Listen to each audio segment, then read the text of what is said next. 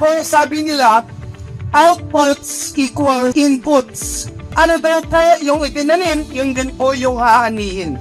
Kaya po, lahat ng infrastructure ay input sa success o katagumpayan ng mga estudyante.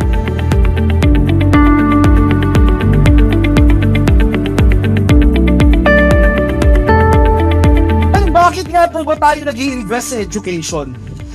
Ang edukasyon ho kasi, pag binigyan ka ng kaalaman, kasanayan, hindi ho nananakaw ito.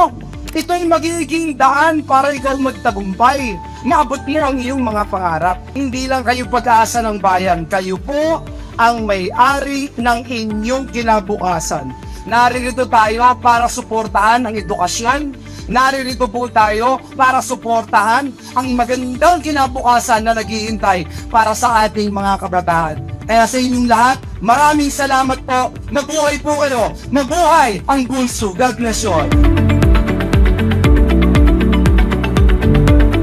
Una, nagpapasalamat ako sa Diyos sa kanyang pagkakaloob ng resources para sa Bulacan State University at sa ginamit niyang good politician, Senator Villanueva, which is the newly inaugurated, of course, the blessing of the building.